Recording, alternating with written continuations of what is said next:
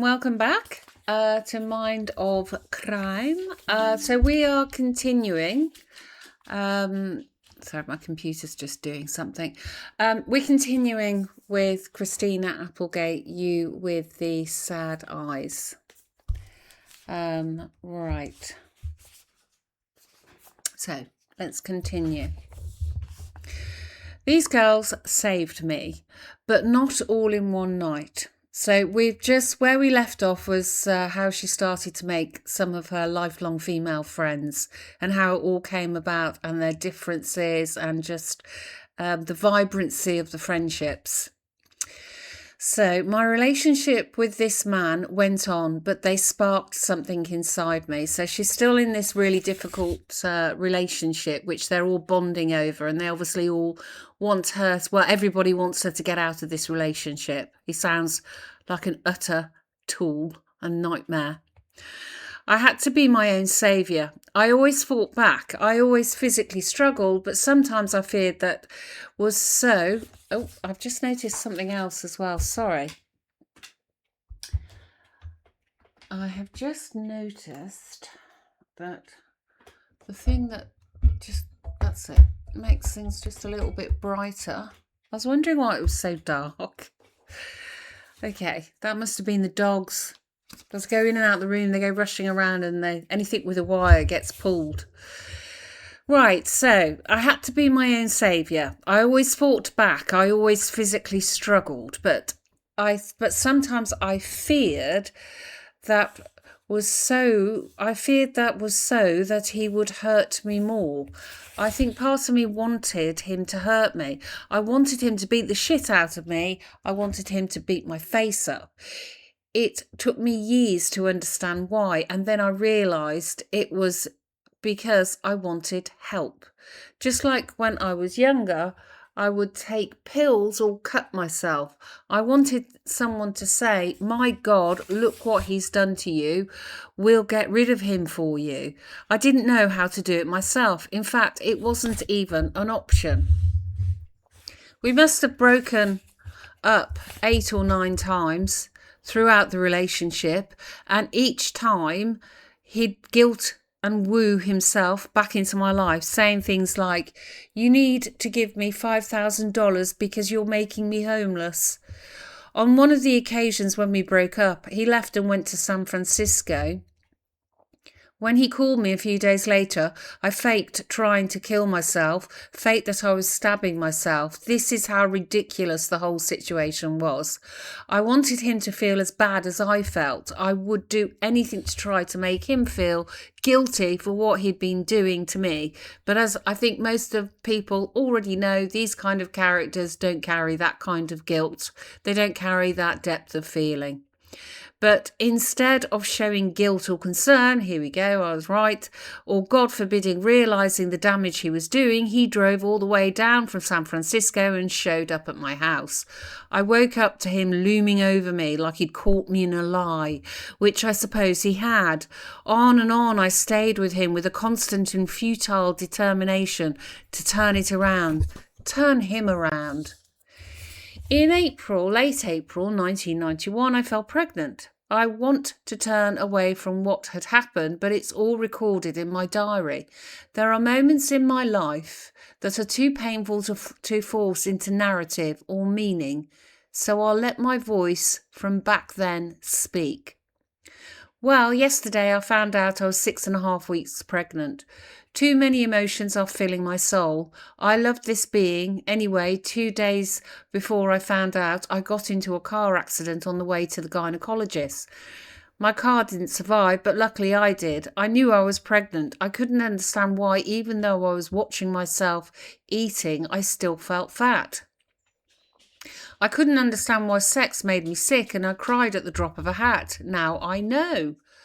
I always felt that if I ever got pregnant when I knew it was the wrong time, I wouldn't have any problem with having an abortion. Oh, whatever, it isn't even a baby yet. That's bullshit. This creature is incredible. It makes me feel whole, safe. My boyfriend said I was a disgusting, self-obsessed, eating disordered, fat pig today. Not in so many words. That opened my eyes a great deal. I don't really understand my relationship anymore. It isn't good. Sometimes I don't think it's worth it. It's all started to get heavy when we moved into the new house, which, by the way, is fabulously, incredibly beautiful. Maybe I just want to enjoy it on my own. Maybe I want to have whoever over whenever I want. I feel I have lost myself somewhere and I can't find her for the life of me. Only days later, my diary takes a brutal turn. I'm fucking pregnant and I'm killing my child on Thursday. I'm thinking, where the fuck can I go to rescue, to recuperate from that? His family will hate me when they find out. But I can't have this baby because I have work to do to entertain this world. Besides, I can't, not now.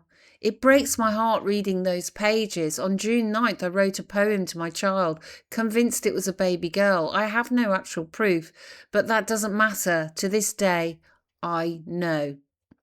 Hello, little thing, I feel you every moment of my day. Such a tiny existence, such an immense effect you have. You are a miracle, a tiny-handed miracle. I love you, but you know your fate. It's not your time. I know you didn't make the decision, but it can't be your time. You will live on, though. You will live through another. I hope you will forgive me. But I want you to know how you've changed me. You've opened my eyes. You're letting me know something is more important than myself. But Mommy can't be with you right now, but know she loves you more than any other miracle, and know that when it's your time, it will be your time. That's very sad. There is a page with various sentences blacked out, like a redacted government report, written the night before I had my operation. I was afraid, terrified my boyfriend would read what I'd written about him. When you're at the bottom of a well, you can often see light way up there, a distant sky of hope, but that doesn't mean you can easily climb out.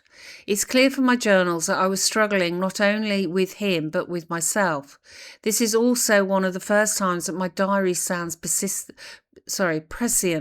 It's almost as if I could see a future in which the bill for all the guilt and unhappiness and trauma would be paid by my body. Maybe it's just the long hours I have been spending on my bed thinking about my illness, but in reading these words from more than 3 decades ago, I find that I suffer a kind of concussive awareness of the future impact of all these dark events from my early life. Saturday, September the 14th, 1991. Change is needed desperately, or else I will fucking shoot myself because I'm so tired of living a depressed lie. Yeah, I've had some good, sure, but mostly plain torture to myself, mainly by not speaking my mind, standing up for my honest, immediate feeling. That word, sorry, sucks. It's bullshit. I've been wrong. Maybe I've caused it. Maybe I effed up. Didn't handle it correctly, but I can't be sorry. I can't feel guilty. Guilt is not an emotion, it's a disease, a pathetic, life-altering, and in the long run, fatal disease, a slow process disease. It begins in the brain and spreads the illness throughout the entire body until not only does the mind shut off, but the body as well. A slow process disease, it begins in the brain. It seems poetically fitting and devastating that I now suffer from a condition in which my body's very immune system, the thing that should have saved me from harm, has turned in on itself and attacked the myelin that protects my nervous system. I spent so much of my life racked with guilt that it's no surprise to me that it felt like a disease when I was younger, and in some ways felt like the driving force of a disease I suffer now that I'm older. Long run fatal. There is no cure for MS and no one knows why anyone gets it. So my contention in this diary entry from 1991 makes just as much sense as anything. I didn't know back then one day I would be mostly bedbound with MS, but I did know that something very dangerous was happening inside my soul, something that might one day shut off my body. These journals I turned to read like prophecies as much as historical record. Who knew I was the Nostradamus of Laurel Canyon? Things began to crack.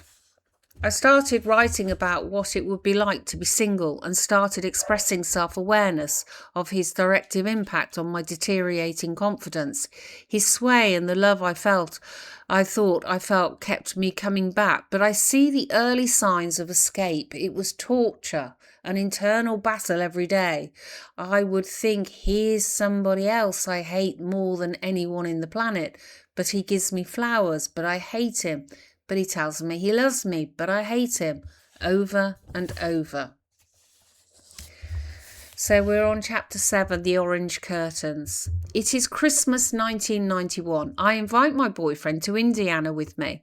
I can't stand the fact that he's doing it. Broke my heart, even though he's also breaking my heart. I bought his ticket as usual, the caretaker. Of course, he ran into problems while travelling, though everything was a problem for him. I couldn't do anything right. I discovered just how meticulous about things he was, how anal about the way he wanted things to be done. His laundry had to be folded a certain way, and I cooked for him every day after I got home from work.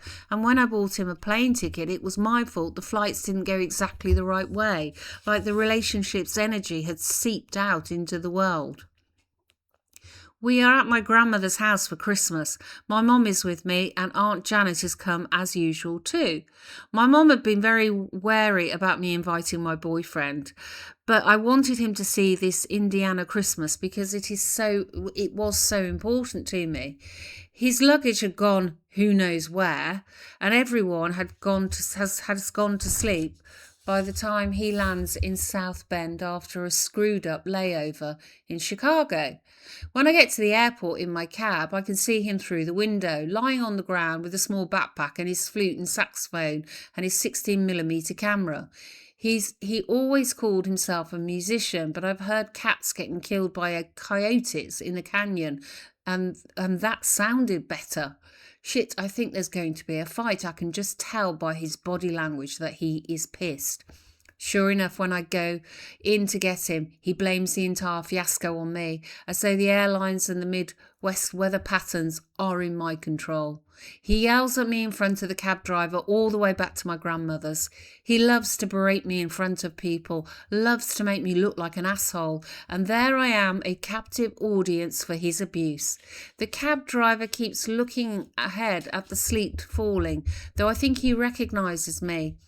I feel the irony of my fame growing as this man is dragging me down, making me feel like a worthless nobody. I want the world to stop. I want the sleet to become snow and bury all of us.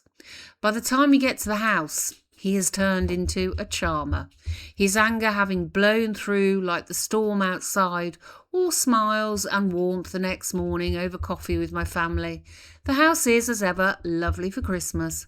My boyfriend loves the painted photographs my grandfather once created and was so impressed by the artwork he found in the basement that he even starts to suggest he is the reincarnation of my grandfather, which when I think of it now is nothing short of unhinged.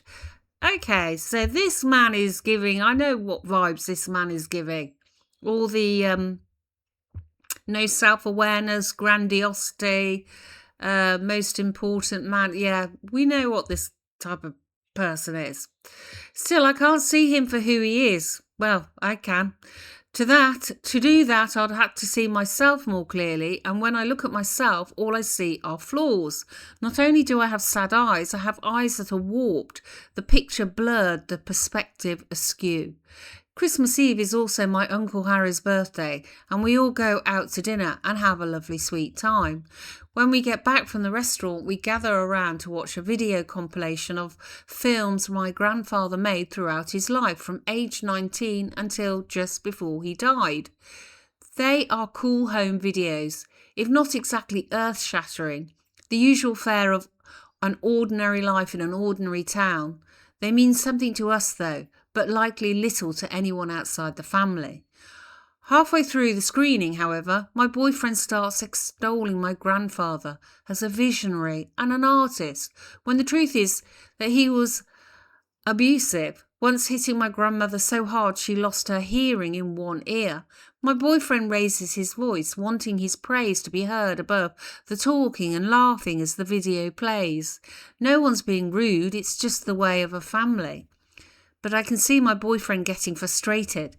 It appears he is the only person here who has the full measure of my grandfather, and we're just heathens and Neanderthals for not giving him his full due.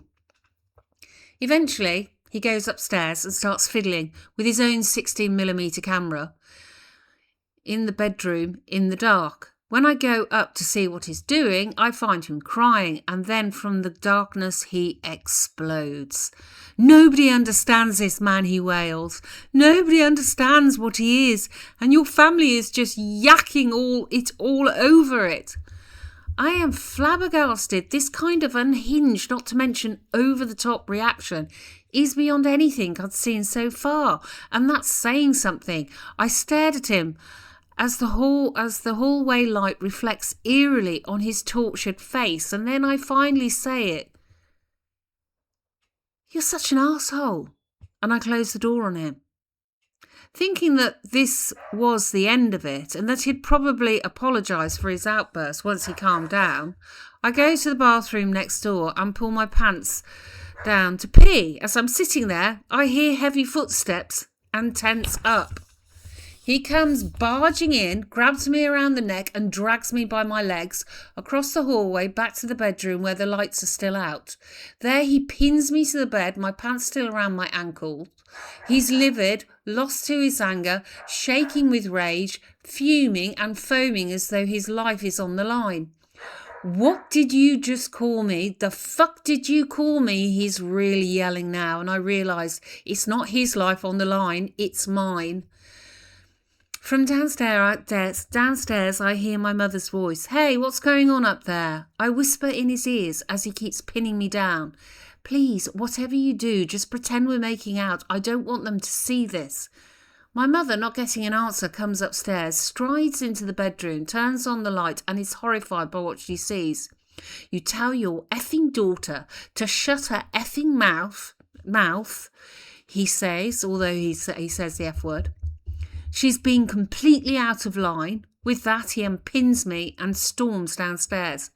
My mother, who has seen all too much of this kind of thing in her own life, is shaking. "What is going on?" she says. I sit up, pull up my pants and try to seem okay.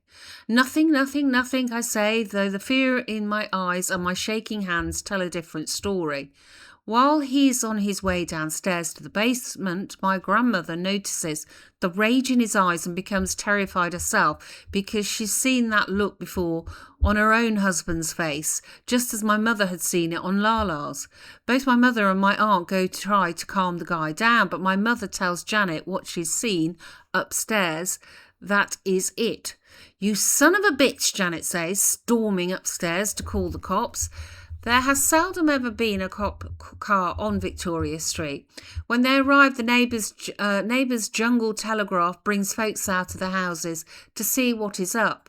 The cops step in, almost apologetically, and find the guy sitting glumly downstairs. I'm asked if I want to press charges. I barely look up from the ground when I say no. Everything's fine, I say a little too eagerly. Who knows why we don't have him hauled away, but we don't. We women were all victims of abuse in one form or another, and it can be almost impossible to break out of the cycle like that, especially in a moment of great duress like this. One of the cops speaks up. "Well, if we have any more disturbances from this house, we're going to arrest you, young man." "Fine," he says, "then effing arrest me." I'm terrified at this point, but I manage to haltingly tell him to shut up. My mom is basically holding me up. I can barely put a sentence together because of the coruscating feelings inside me. Part of me wants him to get arrested so he can get the hell out of my life, finally. But part of me doesn't, because I love him and because, as ever, I feel like I can save him, and by saving him, save myself from all the dark feelings I carry. He was creative and interesting. He looked at life through a different lens, and I wanted that. In my mind, actors were less interesting. I liked the guys who looked at others' trash and saw the beauty. I thought that going against the grain of what was expected of me was where I could find comfort. I was still just a kid rebelling against my surroundings. Once the cops leave, my Aunt Janet takes over. Your grandmother's upstairs and her face is bright red, she says. She's terrified and you know she has a heart condition. I want him out of here now. It is decided that he'll be taken to a motel that night. He reluctantly goes to get his stuff and then we walk out of the house. He and I and my mother. But I've seen this movie before. When he's angry, even his walk fumes. When I heard him coming into the bathroom a few minutes earlier, I just knew that it wasn't going to end well. His footfall would shake the ground. He would almost stomp. His eyes seemed to fill with rage and evil. He was a malevolence I never witnessed in any other. It was a malevolence I'd never witnessed in any other human being. When he lost it, it seemed like he'd turned into a monster.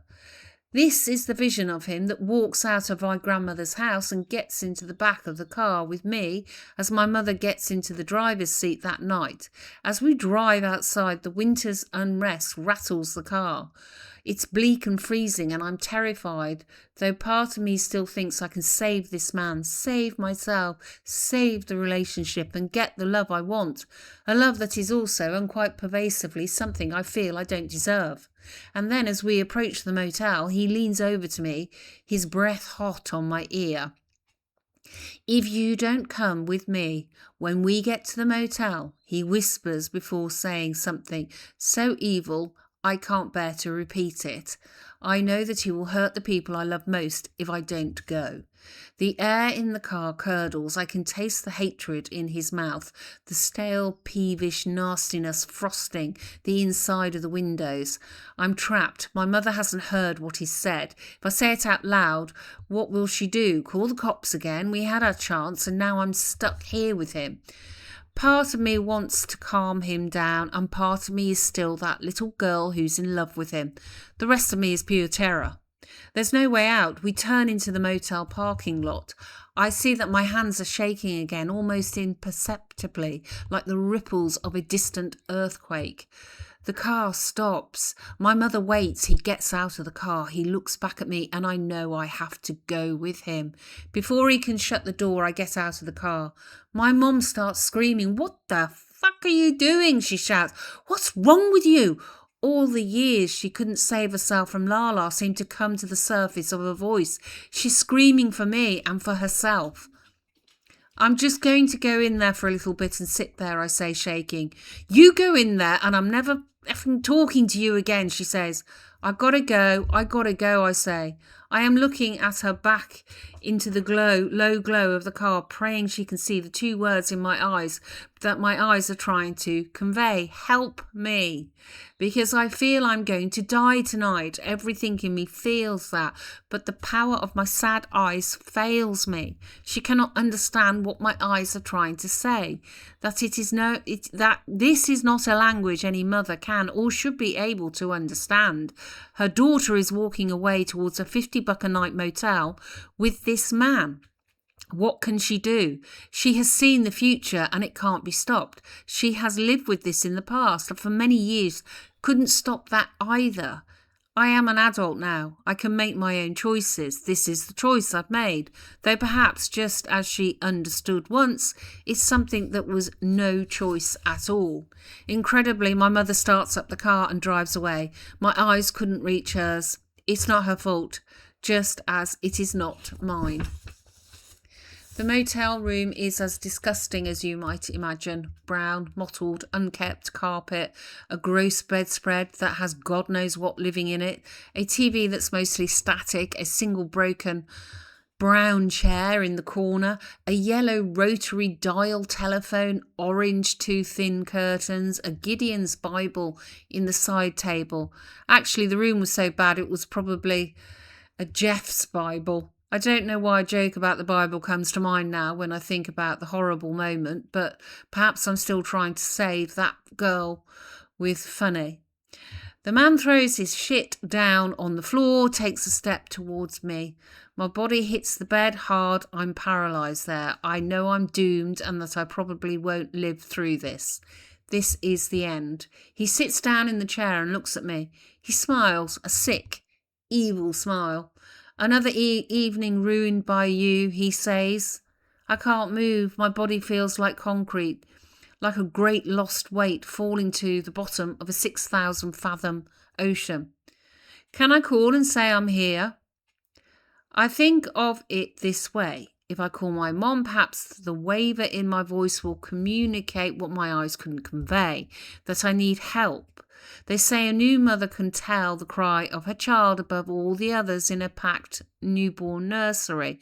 Perhaps mine will hear my cry in the quaver of my voice, in the words I don't say, in how far I stray from what I would usually say to those words I do choose to share. I have to tell her to get me out of here. No, he shouts. Then he reconsiders and says words that still haunt me. They will always haunt me. Actually, you can call whoever the F you want, he says quietly, firmly, nastily. It won't matter. I can see in his eyes that I'll be dead before they even get here. I really don't give a shit. I watch him walk across the room and go into the bathroom. I hear him punch the mirror, hearing the shattering glass. I watch as he brings out a shard. He's coming towards me. I feel something cold on my neck. My newfound sense of the possibility of survival falters. I realise with horror that he's not going to kill me yet, that in fact something worse is going to happen before he does so. I am so terrified I realise I'm calm. Time moves imperceptibly, crawling along like a sloth. My blood stills, my mouth dry from terror, loosens as though my mother has passed me my morning juice to wake it up. Is there an edge to me now, suddenly, the first flickering of a survivor? Something about his threats rings hollow, and the cold edge of the broken mirror sparks a surge of adrenaline, as though my kidnapper had bought me a warm meal after weeks of abandonment. No, I'm not going to die tonight. It is in my hands now. I reach for the phone, but it's a mistake. I told you no. I told you if you if you went to the phone, you'd be fucked, he says, holding my face to the bed, while the other hand he yanks the cord out of the wall. I can't breathe. From behind my eyes, I feel a torrent, and suddenly I'm crying. Hard, uncontrollably. I want to be strong to kick back, but this man is stronger. Do I still hold out, deep in my reptilian brain, the hope of redemption for us, for everyone? This is the curse and the power of women. We can find forgiveness even in a place of irredeemable violence. Then his tone changes again. You know what? I'm not going to kill you, he taunts. Take off your clothes. I think I'd rather die than have sex with this person right now. He makes me get in bed, then he gets on top of me. I'm crying so hard, I think I'm going to throw up. I'm lying on top of this monster that I'm supposed to love, and the weirdest thing is that the smell of him, a smell I've come to associate with home, overpowers me, and yet now its source has promised to kill me, and I fear he's going to rape me. Please, please, please, a voice is saying, let me go. Please let me go. It is my voice, a famous voice, one known to millions of TV viewers, but unrecognisable in its fear and heard by no one save this man who I have told myself I love. This isn't my time. Surely this isn't my time. Not today, not today, not today. My prayer is answered, I don't know how. He relents a little and momentarily lets go. Okay, he says quietly, put your clothes on, call a cab and get the fuck out of here. When I look back, I realise something. He seems to have gotten great enjoyment out of treating me like that. He seemed to take pleasure in making me truly believe he was going to kill me. My all-consuming fear appeared to satisfy him. I felt like he could see the terror in my face, how his anger made my body useless.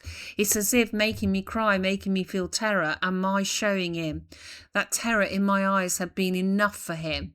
It seemed as though he'd gained some power, as though that's what he liked. Feeling the loosening of his grip, the wilting of the glasses in his hand, the sense that something has run its course, I push myself off of him, throw on my clothes, bolt to the door and run to the front desk.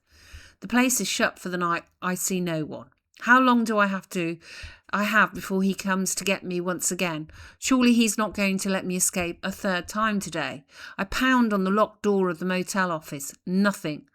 The guy who runs this place, who I imagine also lives here, is probably in the back room drinking whiskey in his dirty tighty whities.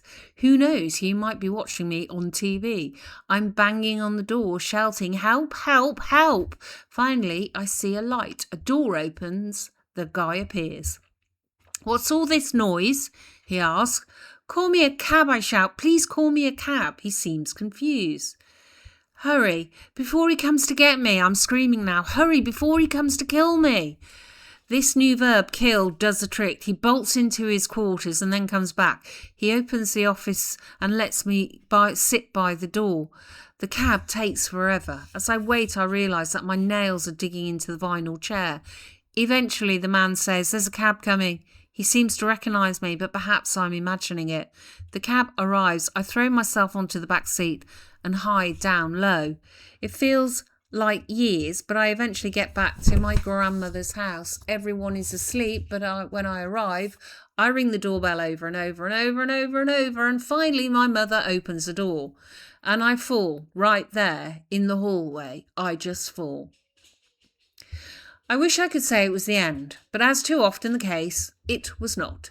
Despite what happened in that motel, not to mention that my mother and the rest of the family were horrified at what they'd seen, we stayed together.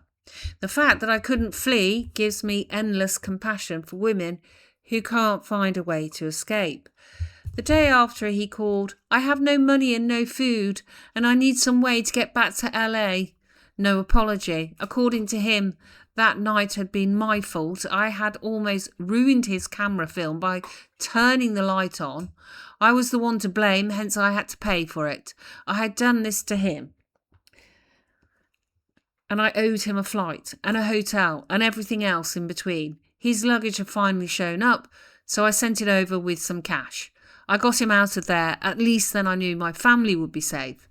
Eventually, he took a bus to Chicago and somehow got back to LA, back to my house. And just bear with me because my dog has now got another piece of wood the dog is chewing.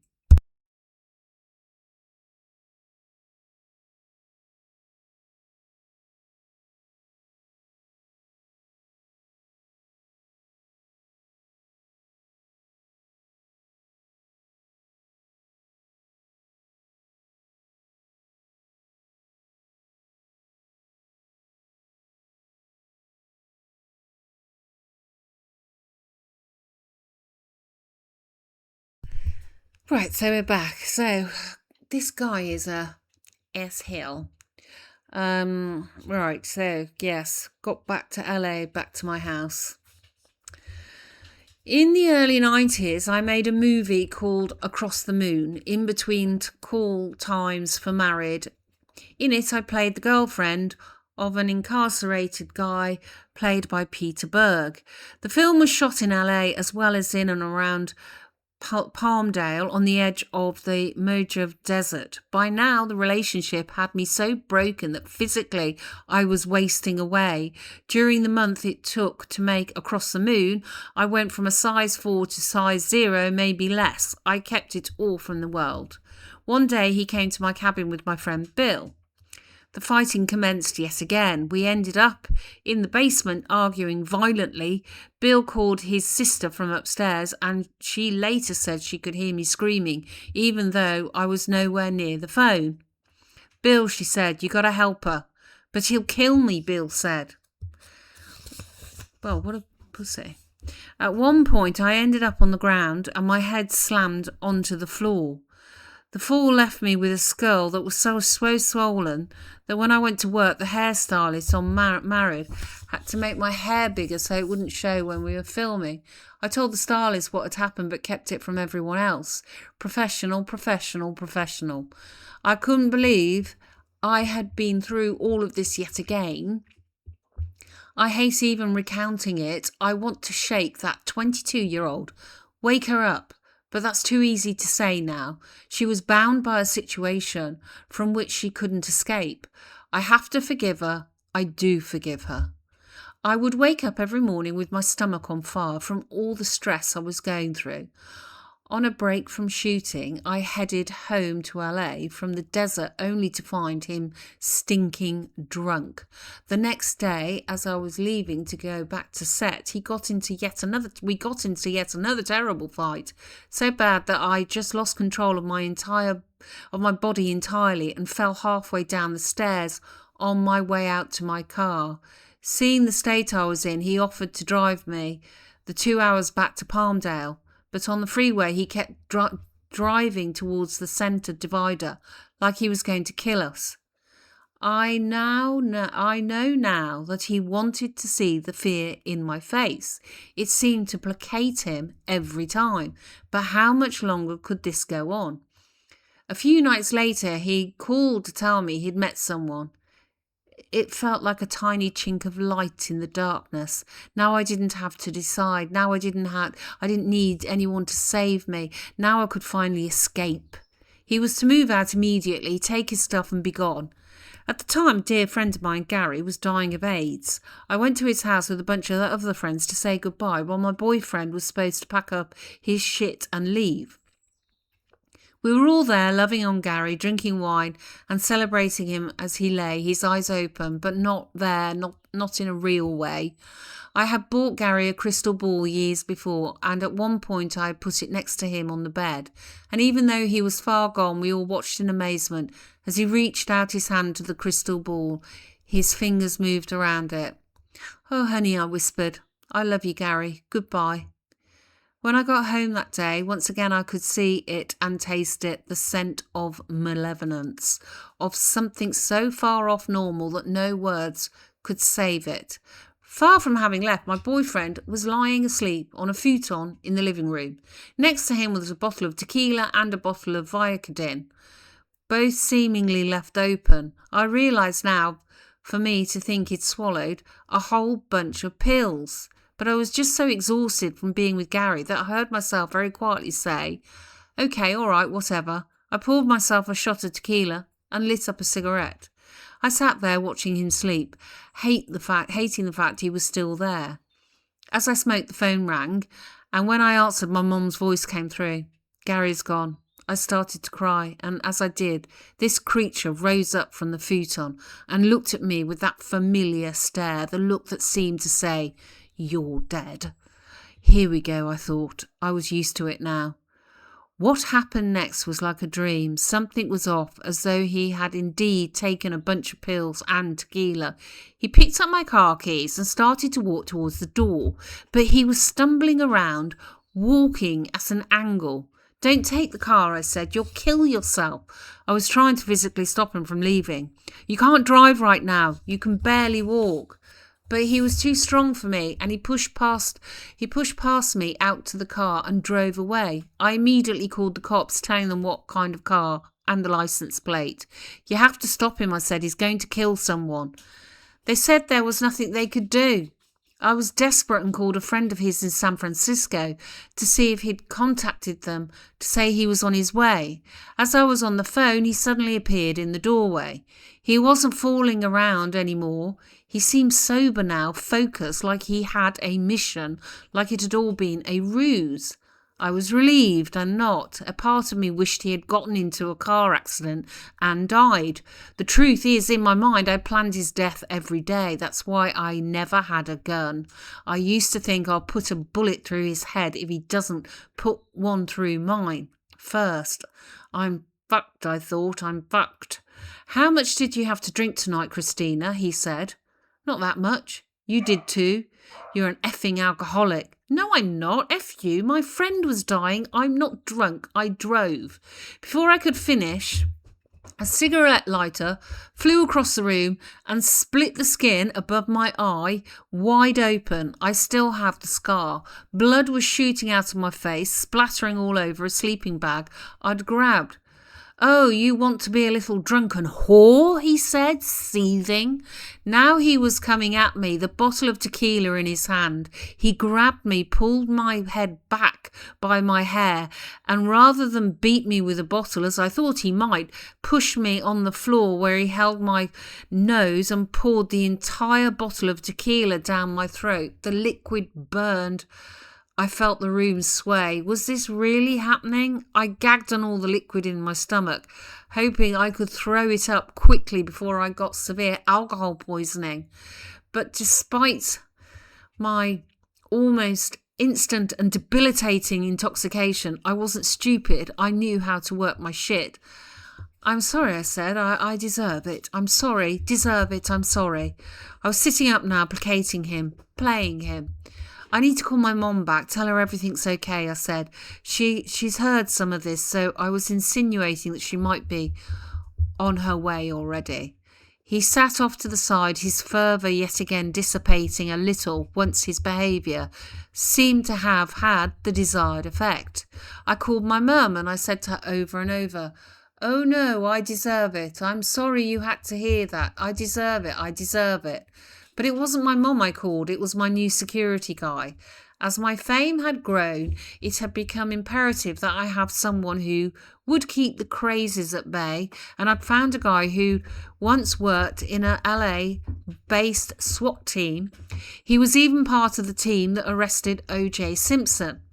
He was a seriously bad MFer, and because I kept calling him Mom, he knew.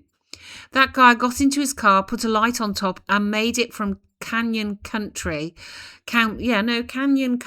more than an hour away to my log cabin on Lookout Mountain in less than 20 minutes.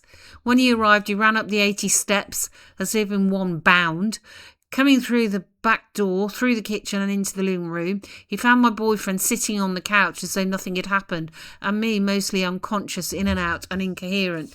Each of my breaths was apparently separated by an eternity. He told me later, "Almost dead," he said. "You were almost dead." I was fading, but when I was awake, I was whispering, "Pretend I'm sleeping. Pretend I'm sleeping." My security guard didn't need any more information. "You need to leave now," he said to him. "Who the fuck are you?" he started to say, making as if to fight him. Bad idea. It didn't take my security guy long to get him the fuck out.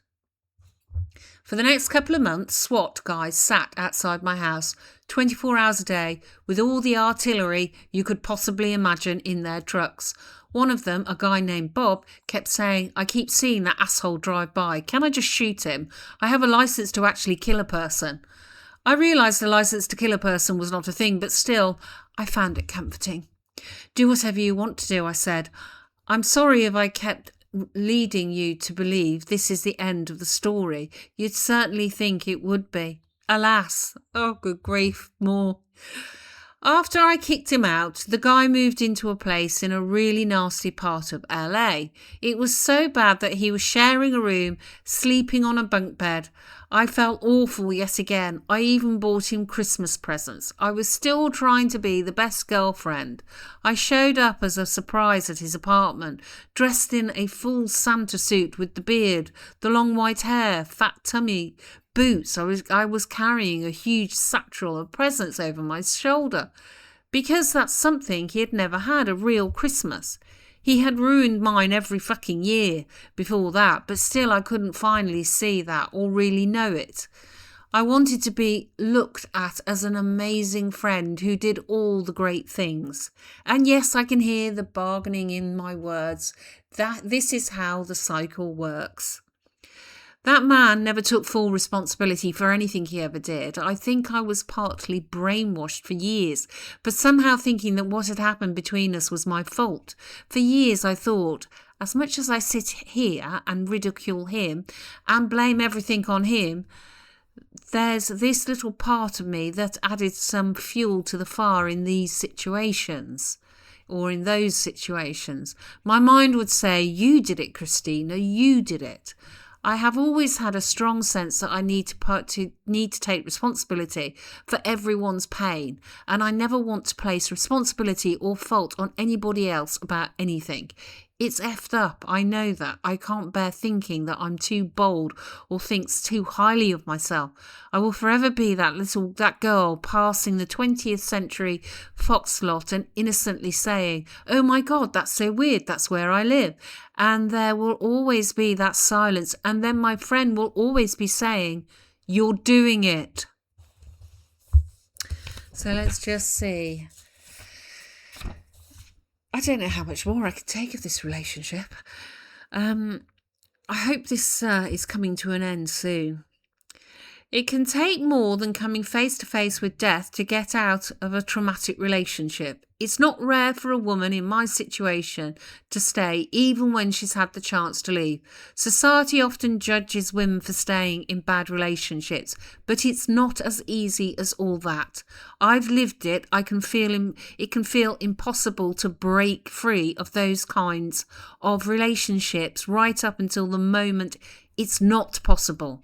It's not impossible, but for the terrible, seemingly endless stretch during which we stay or leave and then return, perceptions are warped, feelings subsumed, and fleeing can be harder than staying, because remaining in a pain that one feels comfortable in can be easier than facing the disaster of a relationship that's over.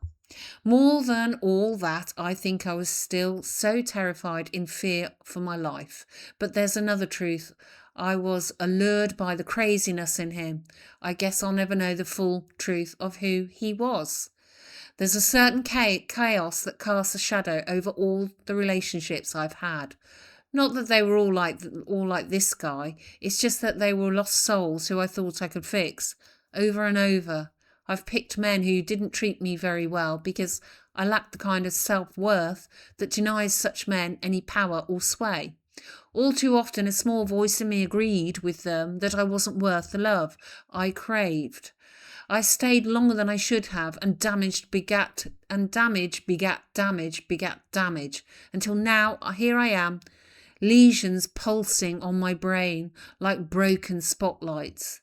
No one should shame a woman for staying in a terrible situation like the one I faced, because when we're in it, we really don't know what to do. We're scared. There should be no shame in staying, please. We are already too hard on ourselves, but there is no survival in it either. So we will leave it there, because I think it's going to go on to...